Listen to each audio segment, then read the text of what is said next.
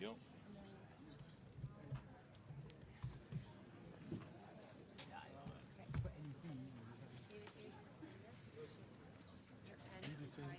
Al 6, dan houdt er ook nog één hoog achter.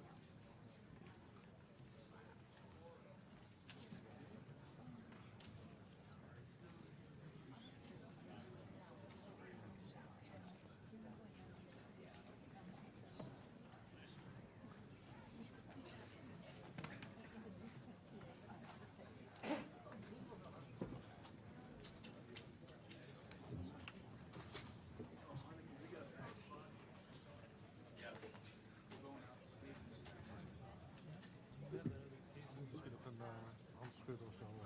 Dan mogen ze gaan staan. One that you said is this also mine?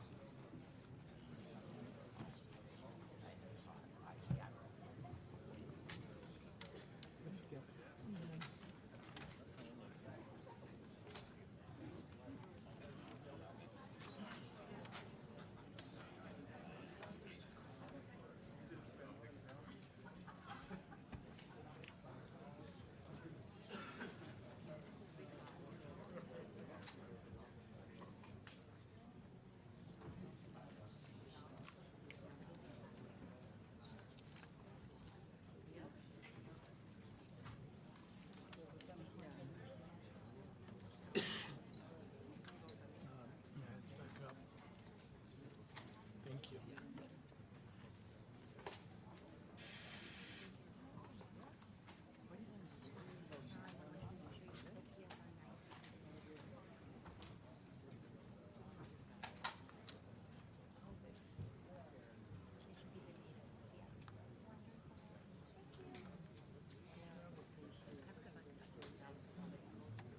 Thank you.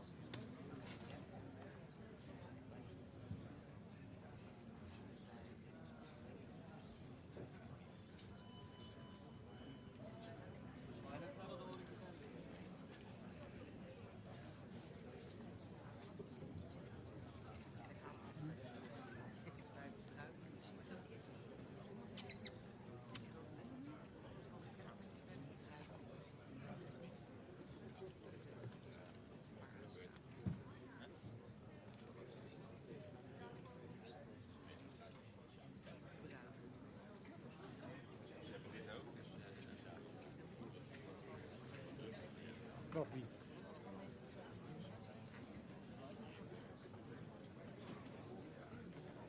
Natuurlijk. Wij toch ook? Wij niet.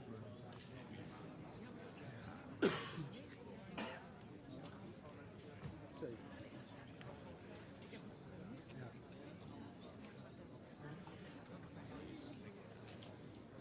Ik heb het gemist.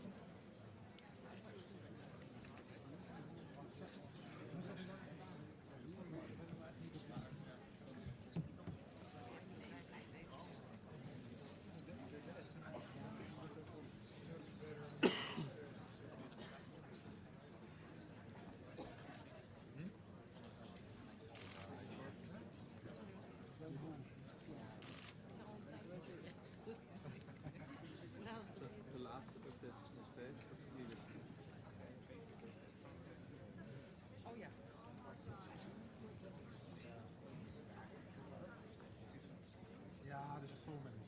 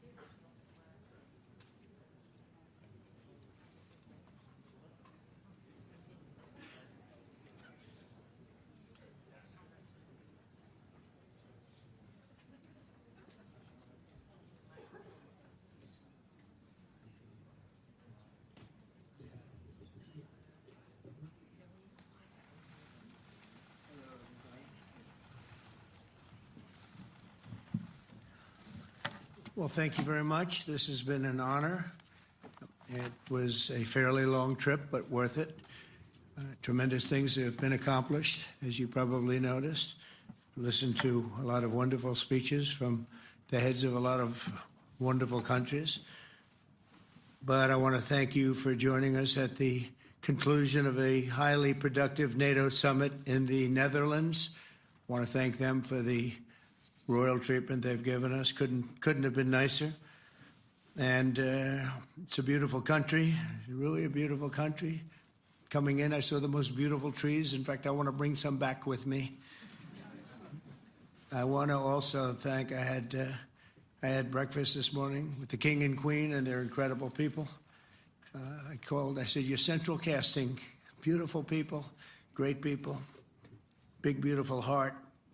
And I enjoyed that. And also NATO Secretary General Mark Rutte, who's been terrific. He's been a friend of mine, used to be right here running this wonderful country. Now he's the NATO Secretary General. He's doing a fantastic job.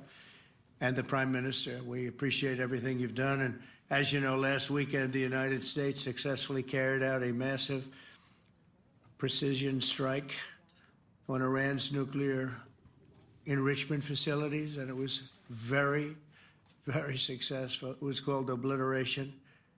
No other military on earth could have done it, and now this incredible exercise of American strength has paved the way for peace with a historic ceasefire agreement late Monday, and we call it the 12-day war.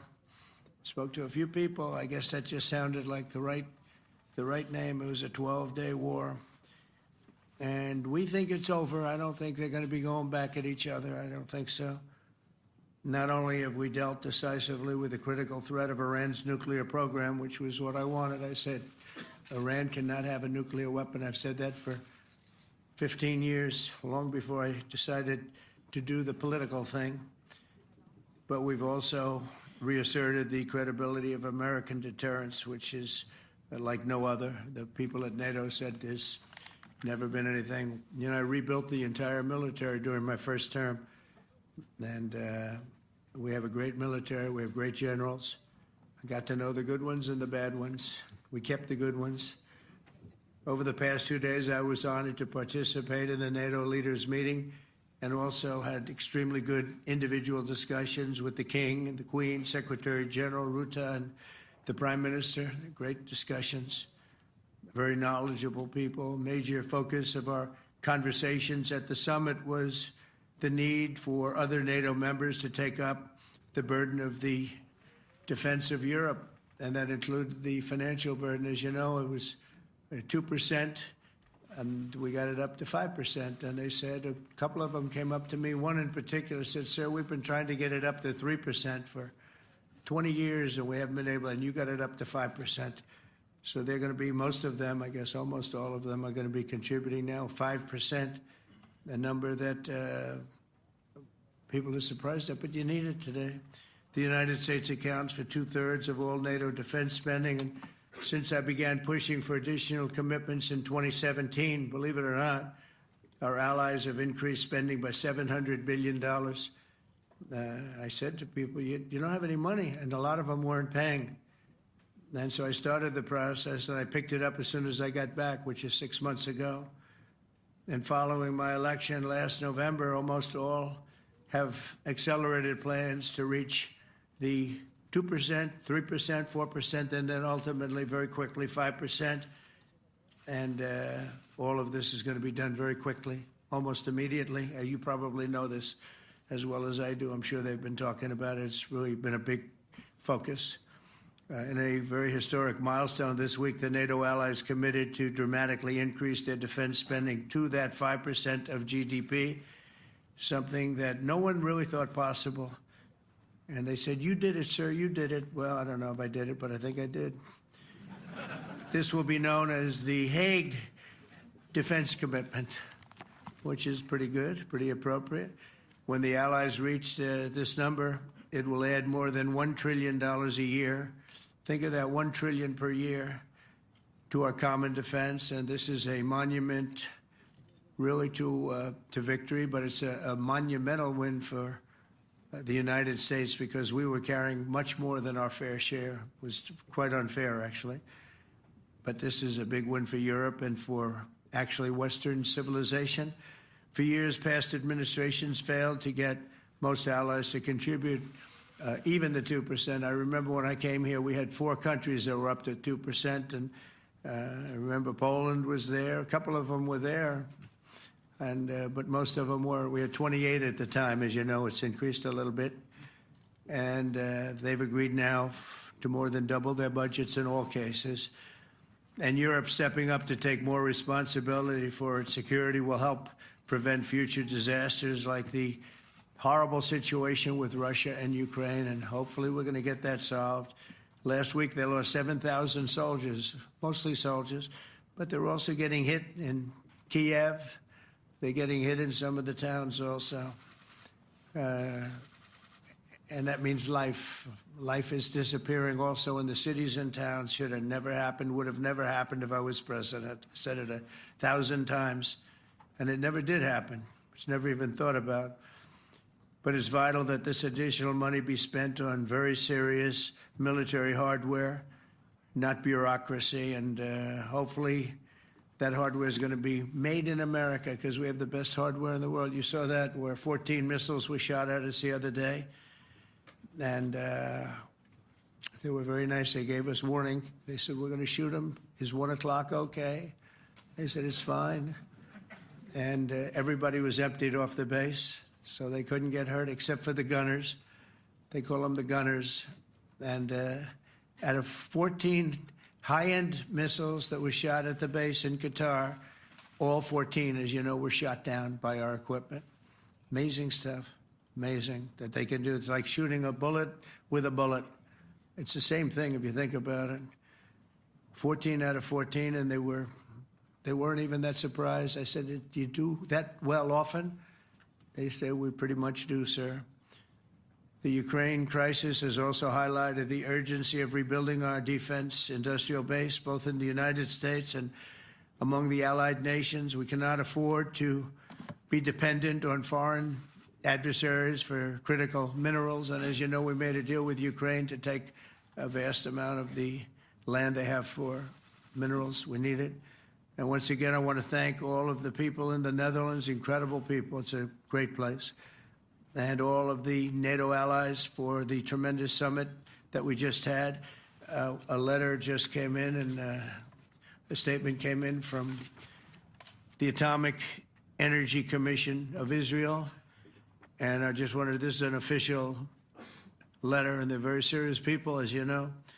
The devastating U.S. strike on Fordo destroyed the site's critical infrastructure and rendered the enrichment facility totally inoperable. It was devastated.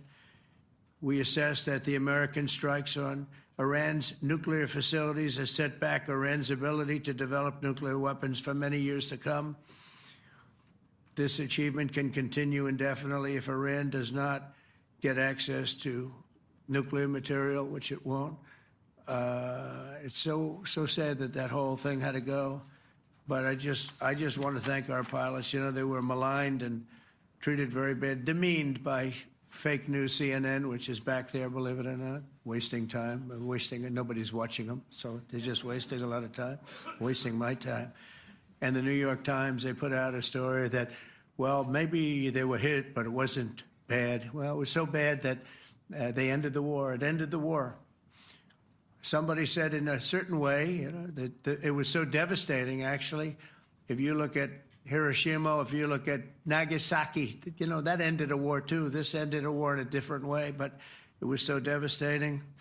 Also, they have, out of Dubai, just came that Iran's foreign ministry spokesman, this is Iran's foreign ministry, says its nuclear installations were very badly damaged by the American strike. So what bothered me about these reports with fake reports put out by the New York Times, failing, I call it the failing New York Times because it's doing terribly. Without me, it would be doing no business at all. But, and by fake news, CNN and MSDNC, all of these terrible people, you know, they have no credibility. You know, when I started, they were at 94% credibility, the media. Now it's at 16%. And I'm very proud of it because I've exposed it for what it is. But when I saw them starting to question the caliber of the attack, was it bad? Well, it was really bad. It was devastating. They were obliterated. In fact, you can't get into the tunnels. They just put that over. That just came out. They can't, there's nothing, there's no way you can even get down. The whole thing is collapsed in a disaster. And I think all of the nuclear stuff is down there because it's very hard to remove. And we did it very quickly. When they heard we were coming, it was, you know, you can't move it. Very hard, very dangerous, actually, to move to. And they also knew we were coming, so I don't think too many people want to be down there knowing we're coming.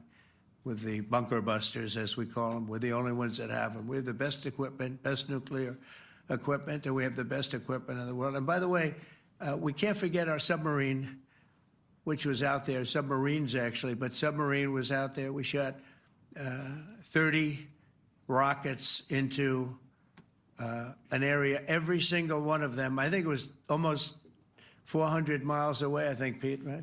400? And long. It was in the ocean, long ways away. And we shot a total of 30. Every single one of them hit within 9 inches from where it was supposed to be. It took it a lot because we didn't do just 4, though. We did 2 others in addition, which hadn't been completely destroyed. So we hit them with a submarine from hundreds of miles away. Amazing, just amazing equipment. Greatest submarines in the world. Nobody's even close. They're 20 years behind us when it comes to submarine technology. So that's one, and the other was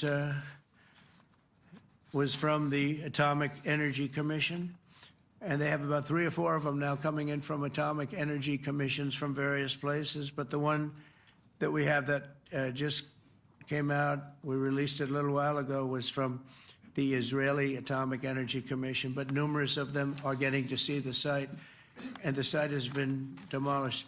And again, we had these brave patriots, these incredible flyers, these people that can fly a plane better than anybody can fly a plane, going into very hostile territory, flying into the territory that has got more missiles and things pointed at it.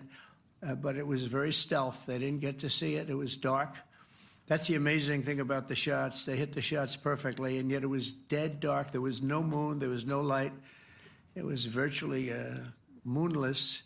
It was very dark, and the shots were hit perfectly. But when they get demeaned, and they were very upset about it because they knew how strong it would be. Back in Missouri, the pilots flew about 36 hours, 2 ways, far distance, and in those incredible B-2s. And we then had the F-22s, and we had the F-35s, and we had other planes, and we had, I think, a total of 52 tankers. That means the big tankers, because the refueling was a lot for all of the different planes that we sent. Incredible operation, and I have to say, General Raisin Cain was incredible. That's why he beat ISIS, and we beat ISIS in a matter of weeks. I was told it would take 4 to 5 years. We did it in a few weeks. And he was great. That's why he's the head of the Joint Chiefs of Staff right now, because I had a very good experience with him. He knocked out ISIS in a period of literally a few weeks. Amazing. And it was supposed to take a few years, 5 years to be exact. So we had a great victory there, and we then came here, and I think we had a great victory here. But this is an ongoing project. This is the safety of Europe, the safety of the world.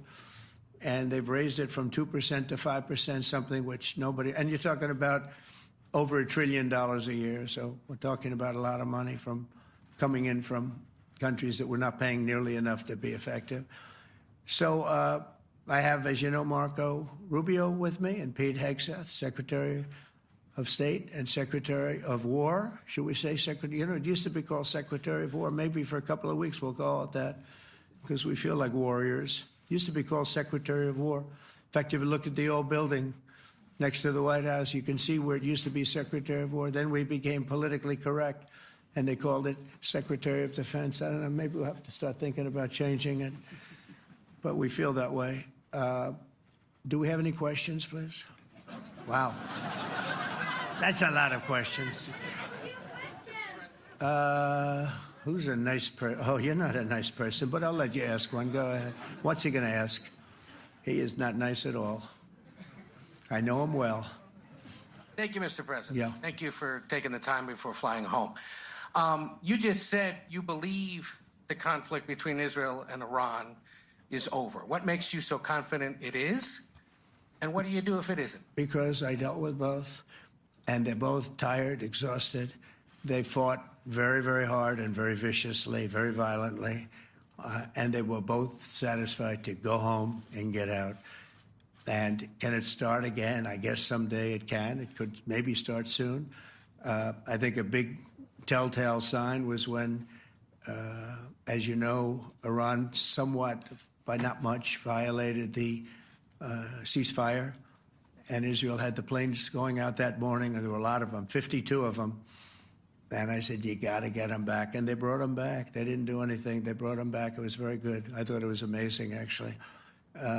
They have fought a hell of a war. They fought very hard. I think the war ended, actually, when we hit the various nuclear sites with the planes.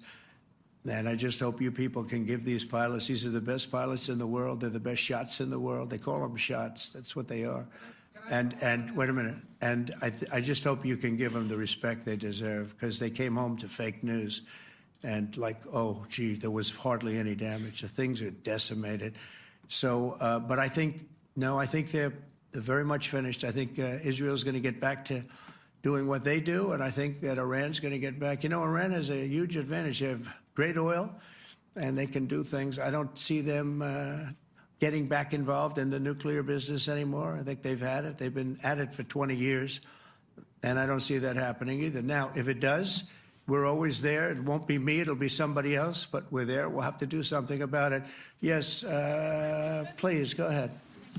Go ahead. Oh, fake news, CNN? Oh, yeah, here we go. Wait till you hear this question.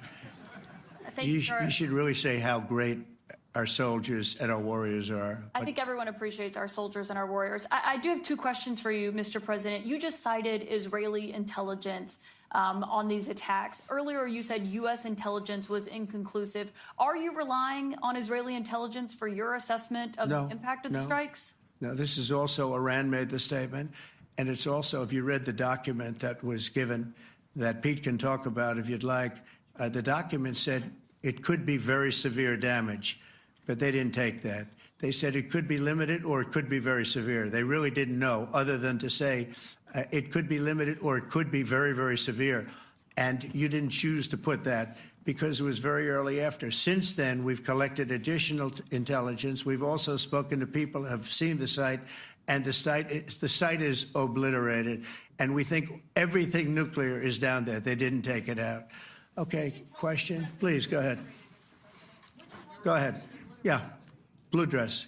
Thank you so much, Mr. President. Yesterday, you said China can now continue to purchase oil from Iran. Yeah. Are you giving up on your maximum pressure campaign? Because there's sanctions right now. With who? On Iran.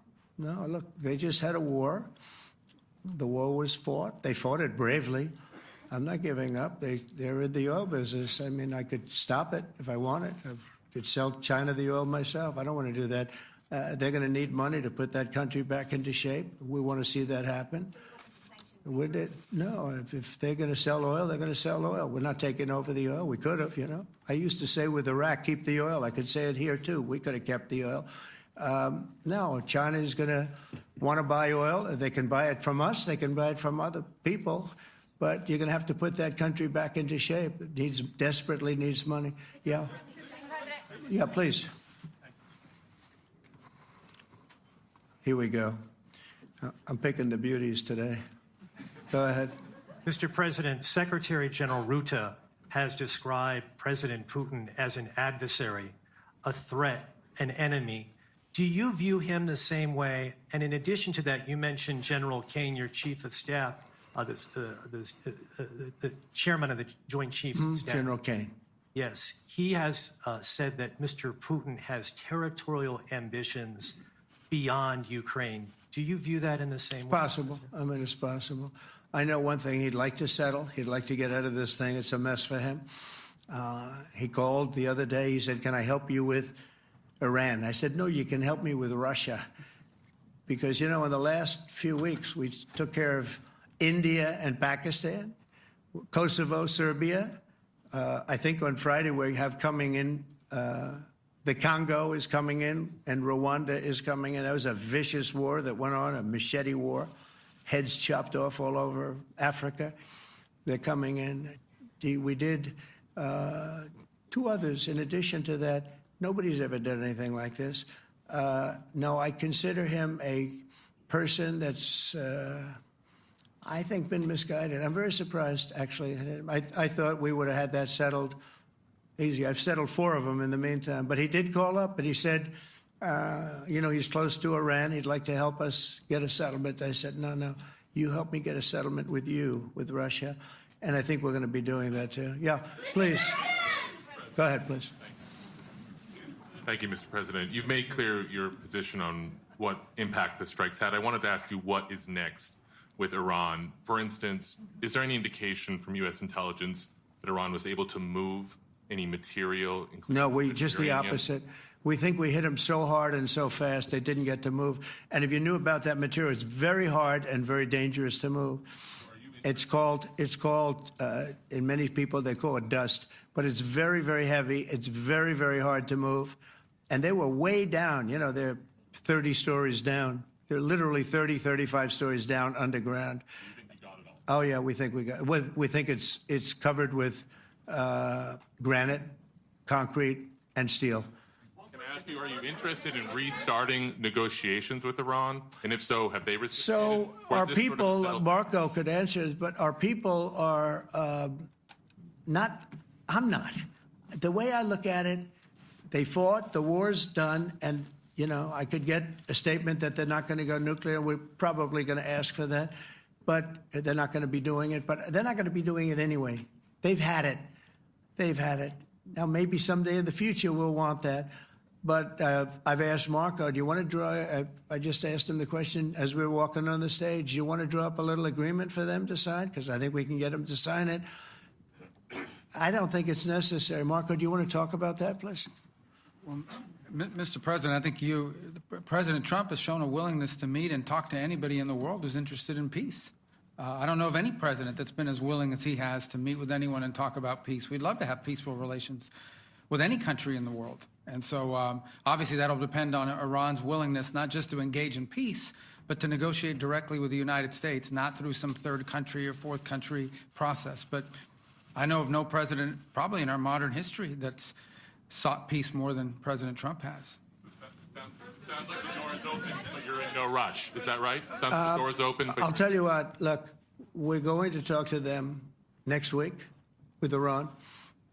We may sign an agreement. I don't know. To me, I don't think it's that necessary. I mean, they had a war, they fought. Now they're going back to their world. I don't care if I have an agreement or not. The only thing we'd be asking for is what we were asking for before about we want no nuclear, but we destroyed the nuclear. In other words, that's destroyed. I said, Iran will not have nuclear. Well, we blew it up. It's blown up to kingdom come. And so I don't feel very strongly about it. If we got a document, it wouldn't be bad. We're going to meet with them, actually. We're going to meet with them. Yeah. Yeah, go ahead, please. Yes. Mr. President, Netherlands TV, thank you for visiting our country. Good. As I understood, Thank you. I, of course, would like to know how you slept last night at the House of the King. Oh, I slept beautifully. But probably a more serious question. I think you just had a meeting with President Zelensky. Did you discuss any ceasefire in this Russo-Ukrainian? No. I wanted to know how he's doing. He was very nice, actually. You know, we had little rough times sometimes. He was couldn't have been nicer. I think he'd like to see an end to this. I do. I think what I took from the meeting couldn't have been nicer, actually. But I took from the meeting that he'd like to see it end. I think it's a great time to end it. I'm going to speak to Vladimir Putin and see if we can get it ended. But look, these are brave people. They're fighting these wars all over the place. You know, last week they had, I guess, close to 7,000 young soldiers, Russian and Ukrainian soldiers were killed, 7,000 in 1 week. It's crazy. It's crazy. So I'll be speaking to Putin. No, I had a good meeting with with Zelensky, and I had a lot of good meetings. We had a lot of good meetings with a lot of people, a lot of great leaders. But he's fighting a brave battle. It's a tough battle. Yeah. Go ahead, white dress. Thank you. Ida Hallikainen from Finland, Ilta-Sanomat. Good. You have played golf with President Alexander Stubb. How do you see Finland as a NATO ally and partner, and how would you describe your relationship with our president? Well, he's a very good golfer, okay? In fact, he was on his college golf team. He went to a good college in the South, as you know, a very good college, and he was a good golfer. We had a good time. I think my relationship's great. I want to buy icebreakers. You know, you're very good at icebreakers. And I actually made him an offer. I didn't go to Congress. They'll try and impeach me for this. But there's an old, it's not old, it's fairly new, but it's used icebreaker. And I offered him about 1/3 of what he asked for. But we're negotiating. We need icebreakers in the U.S. And if we can get some inexpensively, I'd like to do that. Actually, they'll fix it up, make it good. Also, we may buy some icebreakers. You know, you're the king of icebreakers, that particular country. They make them good. They make them really good, and they know what they're doing. And so we're negotiating with them for about 15 different icebreakers. But one of them is available now. It's old, and it's, old. It's like 5-6 years old. And we're trying to buy it. I'm trying to make a good deal. It's all I do my whole life. My whole life, that's all I do is make deals. Yeah, please. Go ahead. Sir, go ahead. Yeah, a question for NewsHour, Dutch TV. First of all, on Article 5, on your way here, you spoke about the commitment of the U.S. to Article 5, saying, I'll give you my definition once we're here. Yeah. What is your definition, and may the U.S. commitment to Article 5 change in case some of the NATO members do not reach the threshold that was discussed today? My second question is following up on a colleague on Iran. What intel reports do say that everything over there was obliterated? Yeah, well, there are numerous of those reports, and they're coming out fast and furious. But the most respected ones we've already seen. And I will say that on a very confidential basis, they're looking at the reports, like numerous reports, and including people going to the site and checking the site. And they're going to be having, I guess you're going to be having over the next couple of days a full, you're going to encapsulate it. But no, the site was obliterated, just like I said it was, and just like the pilots should be given credit for. As far as Article 5, look, when I came here because it was something I'm supposed to be doing, but I left here a little bit differently. I said, I watched the heads of these countries get up, and the love and the passion that they showed for their country was unbelievable. I've never seen quite anything like it. They want to protect their country, and they need the United States. And without the United States, it's not going to be the same. And you can ask Mark, or you can ask any of the people that were there. It was really moving to see it. They love their country. They were so respectful of me because I'm the head of the United States. And I made, the King of Saudi Arabia, when I was in the Middle East, so I was in Qatar for a different reason, not a reason to get shot at. We were in there for economic development reasons, Qatar, UAE, and Saudi Arabia. All three leaders of those countries, and we took back $5.1 trillion into the United States. All three leaders said, you're presiding over the hottest country in the world. The United States right now is the hottest country. Everybody wants to be there. Everybody wants a piece of it. He said, a year ago, your country was dead. You had a deadhead running it. You had a country that was dead, and it was dead. You had people pouring through the borders. You had inflation. You had everything. He said, you've made it in 5 months at that time. You've made it the hottest country. This is the hottest country in the world. The United States right now is the hottest country in the world. And when I was around that table, it was a nice group of people, many of whom I knew from previous. When I saw the passion they had for the country, almost everyone, and you probably have the tapes, it was very public, but almost every one of them said, thank God for the United States. Without the United States, they couldn't really have NATO. It wouldn't work. It wouldn't work. It will in the future because now they're paying much more money. But it wouldn't work. It was great. And I left here differently. I left here saying that these people really love their countries. It's not a ripoff. And we're here to help them protect their country. Okay, we'll do one or two more. Thank you, Mr. President. Yeah. A question on Spain. Are you satisfied with today's... Oh, I think Spain's terrible what they've done. No, I do. They're the only country that won't pay the full up. They want to stay at 2%. I think it's terrible. And, you know, they're doing very well. The economy is very well. And that economy could be blown right out of the water with something bad happening. You know, Spain is the only country that... Are you from Spain? Yeah. Good, congratulations. You're the only country that is not paying. I don't know what the problem is. I think it's too bad. So we'll make it up. You know what we're going to do? We're negotiating with Spain on a trade deal. We're going to make them pay twice as much. And I'm actually serious about that. We're going to make Spain... I like Spain. I have so many people from Spain that it's a great place and they're great people. But Spain is the only country out of all of the countries that refuses to pay. And, you know, so they want a little bit of a free ride. But they'll have to pay it back to us on trade because I'm not going to let that happen. It's unfair. It's unfair to NATO. All right, sir, please. Go ahead, right in the back. Yeah, you, tall one. The tall man. Mr. President, Johannes Petra from Austrian National Television. How are you? You once said that you would end the Ukraine war in 24 hours. You later said you said that sarcastically. Well, of course it was sarcastic. But you've now been in office for 5 months and 5 days. Why have you not been able to end the Ukraine war? Because it's more difficult than people would have any idea. Vladimir Putin has been more difficult. Frankly, I had some problems with Zelensky. You may have read about him. And it's been more difficult than other wars. I mean, look, we just ended a war in 12 days that was simmering for 30 years, frankly. We ended Rwanda and the Congo. They're coming to sign the documents. We've already signed basic documents, but they're coming, I think, to the White House on Friday. We ended, Serbia was going to go at it. But maybe the most important of all, India and Pakistan. And that wasn't whether or not they may someday have nukes like we're talking about in the Middle East, like we're talking about with Israel and Iran. This is they have nuclear weapons.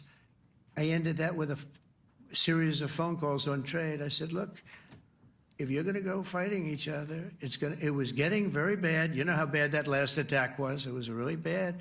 If you're going to go fighting each other, we're not doing any trade deal. No, no, no, you have to do a trade deal. I said, we're not doing any trade deal. And in fact, I had the general, who was very impressive. The general from Pakistan was in my office last week. You know, Prime Minister Modi is a great friend of mine. He's a great gentleman. He's a great man.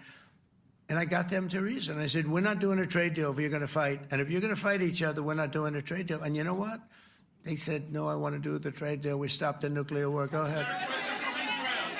Go ahead, Jeff. Here's another beauty, Jeff.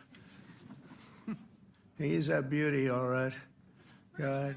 Mr. President, to follow up on Ukraine, will the United States contribute any more money to Ukraine's defense this year, to the $5 billion that allies are giving? And one question, you had another meeting with the Dutch opposition leader, Mr. Wilders. Can you tell us about that meeting? And are you upset about his anti-Muslim stance? I'm not upset about it. It's just his view. He's unhappy with the way things are going in this country and various countries. He was an opposition leader. And I was asked to meet with the opposition leader by the people that are running. I think they have some deal where if you have a meeting, you're supposed to meet with an opposition leader. I said, that's strange. We don't do that. But I met with I didn't know him. He seemed like a very nice guy, but he's in opposition to the current people, and that was set up by the current people. So I assume when I met with the Prime Minister, you're supposed to meet with the opposition. We'll have to try that sometime in our country. Let's not do it. But I thought he was very good. As far as money going, we'll see what happens. There's a lot of spirit. Look, Vladimir Putin really has to end that war. People are dying at levels that people haven't seen before for a long time. Go ahead. Go ahead. White shirt. Oh, she's all excited. So, BBC News Ukrainian. I would Where are like you to from? ask you- I'm from Ukraine. Oh, So my wow. question to you is whether or not the US is ready to sell anti-air missile systems Patriot to Ukraine. We know that Russia has been pounding Ukraine really heavily right now. Are you living yourself now in Ukraine? My husband is there. Wow. And I can see you're very, it's amazing. and me with the kids. I'm in Warsaw actually because he wanted me to be. Is your husband a soldier? No? He's He's there now? yeah Wow. That's rough stuff, right? That's tough. And you're living here? in Warsaw. And you're a reporter? I am. Good. So let me just tell you, they do want to have the missiles, okay, as they call them, the Patriots. And we're going to see if we can make some available, They're very hard to get. We need them too. We were supplying them to Israel, and they're very effective, 100% effective. Hard to believe how effective. And they do want that more than any other thing, as you probably know. That's a very good question, and I wish you a lot of luck. I mean, I can see it's very upsetting to you. So say hello to your husband, okay? Thank you. Go ahead. Thank you. Thank you, Mr. President. You were criticizing Where are you from? Bloomberg News. Oh, Bloomberg. That's wonderful. You were criticizing the Federal Reserve Chair before coming to this summit. Yeah, I think he's terrible. I was wondering if you've begun interviewing different candidates for the Fed pick. Yeah, I know within 3 or 4 people who are going to pick. I mean, he goes out pretty soon, fortunately, because I think he's terrible. We have no inflation. We have a tremendous economy. Hundreds of billions of dollars of tariff money is pouring in. Factories are being built because they don't want to pay the tariffs, so they're building them all over the country. I think we're close to $15 trillion. I told you $5.1 trillion from the Middle East alone, but of investment money coming in. There's never been anything like that in the history of our country. But we have no inflation. And we have borrowing because Biden, stupidly, they did short-term debt. So we have borrowing coming up.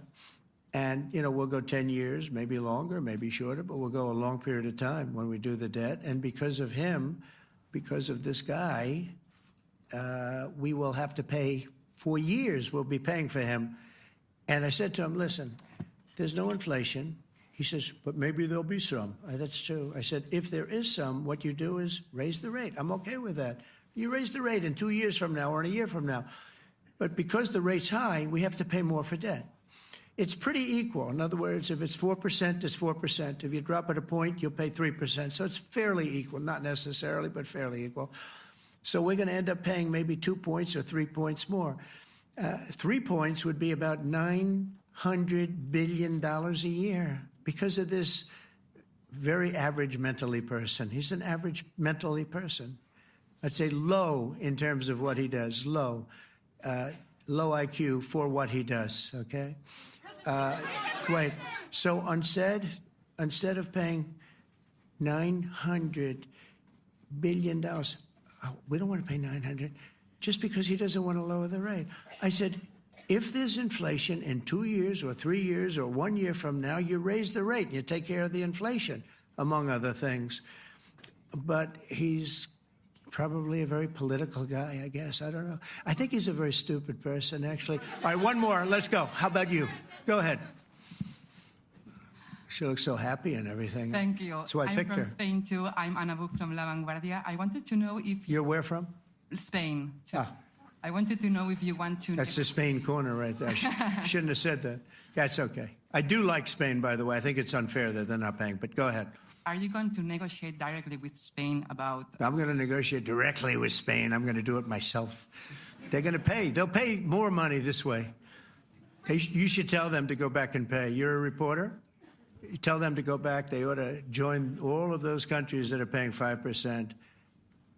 Spain's going to be just about the only one that's not. They were the most hostile toward doing it. It just doesn't make sense to me.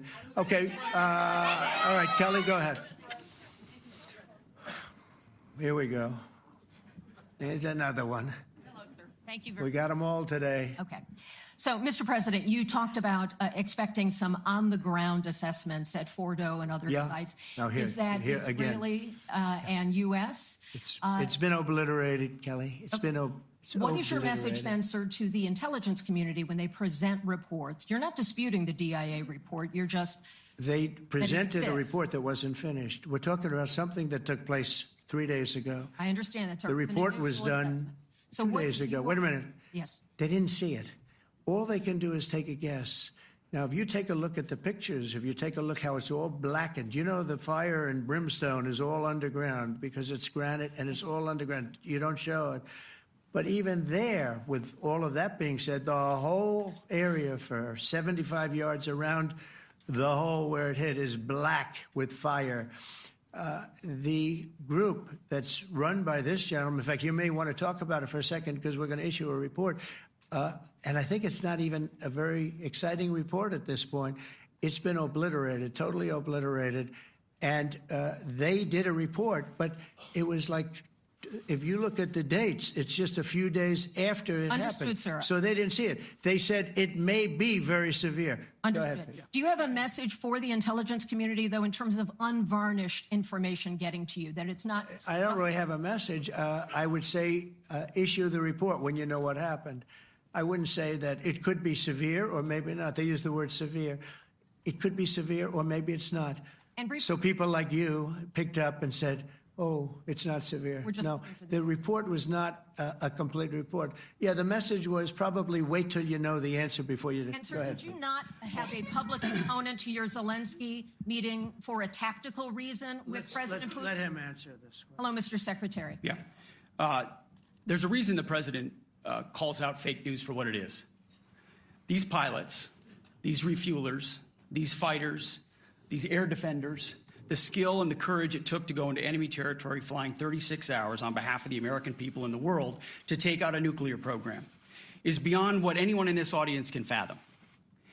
And then the instinct of CNN, the instinct of the New York Times is to try to find a way to spin it for their own political reasons to try to hurt President Trump or our country. They don't care what the troops think. They don't care what the world thinks. They want to spin it to try to make him look bad based on a leak. Of course, we've all seen plenty of leakers. And what do leakers do? They have agendas.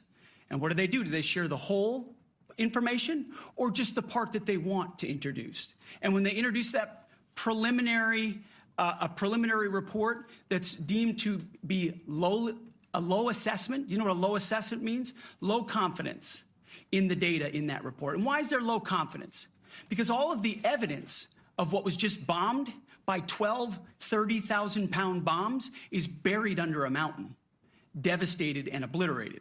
So if you want to make an assessment of what happened at Fordo, you better get a big shovel and go really deep because Iran's nuclear program is obliterated. And somebody somewhere is trying to leak something to say, oh, with low confidence, we think maybe it's moderate. Those that dropped the bombs precisely in the right place know exactly what happened when that exploded. And you know who else knows? Iran. That's why they came to the table right away, because their nuclear capabilities have been set back beyond what they thought were possible because of the courage of a commander-in-chief who led our troops, despite what the fake news wants to say. But you're not disputing the report said what it said, even though it was initial. The report said what it said, and it was fine. It was severe, they think, but they had no idea. They shouldn't have issued a report until they did. But we've gotten the information. I think Pete said it better than you can say it. And, you know, you should be proud, you, especially you, should be proud of those pilots, and you shouldn't be trying to demean them. No, there's those pilots flew at great risk, a big chance that they'd never come back home and see their husbands or their wives. Let me just tell you, you and NBC, fake news, which is one of the worst, and CNN, New York Times, are all bad. They're sick. There's something wrong with them. But you know what? You should be praising those people instead of trying to find some. By getting me, by trying to go and get me, you're hurting those people. They were devastated. You know, I got a call from Missouri, great state, that I won 3 times by a lot. And I got a call that the pilots and the people on the plane were devastated because they were trying to minimize the attack. And they all said it was hit. But we don't think it was really maybe hit that badly. And they were devastated. They put their lives on the line, and then they have, and I'm not referring to you, but real scum come out and write reports that are as negative as they could possibly be. It should be the opposite. You should make them heroes and heroines. You should make them really people that they were so devastated when they heard this news. And you know what they said? One of them, I spoke to one of them, said, "Sir, we hit the site. It was perfect. It was dead on." Because they don't understand fake news, because they have a normal life, except they have to fly very big, very fast planes. But it's a shame. You should be making them heroes. All right, in the back. Go ahead, back, white, yeah. White jacket, yeah. Go ahead, give him a mic. Hello. Deborah Haynes from Sky News. Good. Mark Rutte, the NATO chief, who is your friend, he called you daddy earlier. Do you regard your NATO allies as kind of children? No, he likes me. I think he likes me. If he doesn't, I'll let you know. I'll come back and I'll hit him hard, okay? No? He did it very affectionate. Daddy, you're my daddy. Do you regard your NATO allies, though, as kind of like children, and they're obviously listening to you and they're spending more, and you're obviously appreciative of that, but do you hope that actually they're going to be able to defend themselves, defend Europe on their own? I think they need help a little bit at the beginning, and I think they'll be able to, and I think they're going to remember this day. And this was a big day for NATO. You know, this was a very big day. They took it. One of the gentlemen said, "You know what? We've been trying to raise money raise the rate for 30 years," he said, 20 years, from almost the beginning. And he's been there for a long time. He said, until you came along, it never happened. What you did is amazing. It's been sort of an amazing day for a lot of reasons, but also for that. Yeah, go ahead. Do you think they can do it without you, though, in the future? Can they do it without Well, ask Mark. I mean, you have to ask Mark, okay? So we're heading back. We're heading back. I want to thank these two gentlemen behind me. They're incredible people, both of them. They've done a fantastic job. And Susie's in the front, and she's done great. And Monica, thank you very much. It was quite an exciting time. And we're going to be heading back. We'll be back soon, and we'll see you in Washington, D.C. Remember this, we have the hottest country anywhere in the world. Thank you very much, everybody. Thank you.